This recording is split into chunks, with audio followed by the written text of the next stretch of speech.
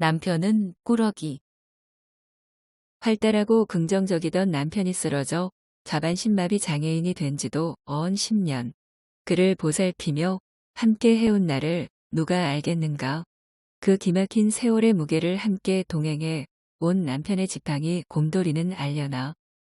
남편이 머리를 감싸 안고 쓰러졌던 그날은 도시가 사우나처럼 뜨겁게 달아오른 한여름 날이었다. 한창 일과를 마무리하고 퇴근을 서두르던 무렵 낯선 번호로 걸려온 전화가 한참 동안을 끊어지지 않고 울리는 통에 모시기는 척 받아본 결과 119 소방대원으로부터 걸려온 전화였다.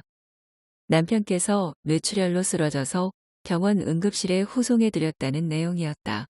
하마터면 휴대폰을 떨어뜨릴 만큼 놀란 내가 겨우 정신을 가다듬고 서둘러 찾아간 병원에는 이미 마비되어 버린 왼팔을 붙잡은 채로 남편이 나를 기다리고 있었다.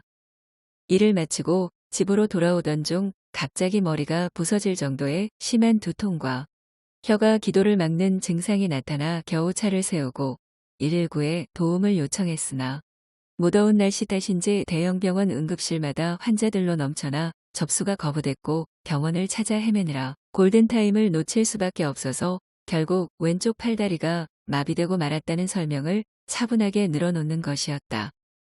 어쩌면 이런 일을 미리 준비라도 해왔던 사람처럼 덤덤하게 설명할 수가 있는 거지 할 정도였다. 결혼 후 처자일을 임신했을 무렵 시골에 계시던 시어머니께서 갑작스레 돌아가시는 바람에 알게 된 집안의 유전적 내력 때문에 간혹 얘기됐던 고혈압 관리 문제로 남편도 이미 10여 년 전 즐겨 피던 담배를 끊은 처지였다.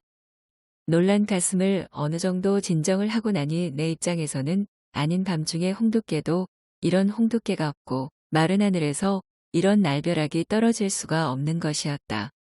당장이야 어찌어찌 변통으로 꾸려가겠지만 적지 않을 치료비와 생활비 문제, 아직 미혼인 두 아들의 장래 문제 등등을 이제부턴 혼자서 해결해 나가야 하는 현실적인 문제가 마치 눈앞에서 손 벌리고 있는 양 나를 압박해왔다.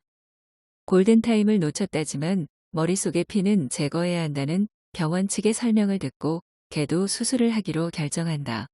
알려진 증세라지만 정밀한 기술이 필요하고 시간도 많이 걸리는 수술이라서 긴장한 상태로 지켜본 장장 6시간의 수술이었지만 머릿속의 피는 말끔하게 제거하지는 못했다는 주치의의 설명과 긴 재활치료가 필요하다는 부연 설명도 듣게 된다. 수술 후 약 2개월여가 지나도록 혼자서 몸을 가누지 못한 상태이다 보니 특히 대소변의 처치 문제로 큰 곤란을 겪었던 순간들은 지금도 수치스러움으로 얼굴을 숨기고 싶은 지경이다. 얇은 천조각으로 만들어진 커튼으로 겨우 칸을 나눈 방에 5사람이 함께 있는 다인실에서 시도 때도 없이 용변을 보겠다는 남편 탓에 식사 시간 중에도 별다른 도리 없이 신문지를 침대에 깔고 남편을 옆으로 눕혀 처리했던 것이다. 나나 남들의 곤란한 사정은 아랑곳하지 않고 통변의 흐뭇함을 누리며 금세 코를 골고 잠들어 버리는 남편 때문에 미안하고 죄스러움을 표하느라 몸 둘 바를 몰랐던 시간들. 고통의 순간을 함께하며 오히려 나를 위로해줬던 그분들에게 지금이라도 세상 감사의 뜻을 전하고 싶다. 나중 멋쩍은 표정이 되어 큰 목소리로 죄송합니다를 외쳐 병실의 사람들에게 사과를 했던 남편은 정작 나에게는 변변한 감사의 말 한마디 없었다.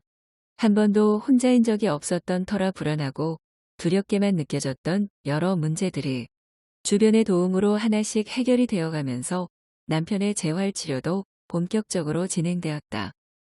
재활치료가 거듭될수록 남편은 새로운 고민에 빠져들며 나를 곤란하게 했다.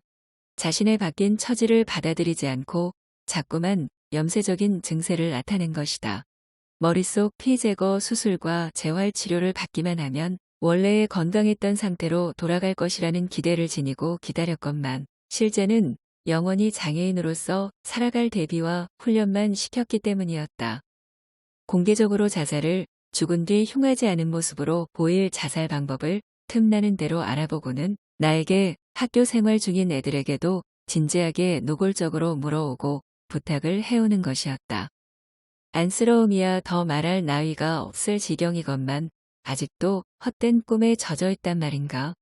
하는 생각에 이 모든 게 집안에만 머물게 한 탓으로 여기고 가까운 장애인 복지관으로 내쫓듯 내보내어 같은 처지의 사람들과 어울리도록 하였다.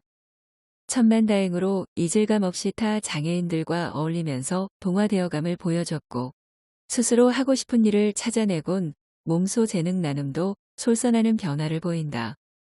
내 남편이 받아들이기 싫고 인정하기 싫은 장애인이라는 현실이겠지만 뒤에서 안쓰럽게 지켜보는 나와 가족들이 있음도 알아주기를 소망해본다. 비록 한때는 든든하고 믿음직한 존재였으나 지금은 나의 보살핌을 받아야 하는 존재가 된 남편. 답이 뻔한 문제를 내어 웃기려 들어도 그 어떤 흉계를 꾸며 나를 골탕 먹이려 들어도 그는 나의 꾸러기일 뿐이다.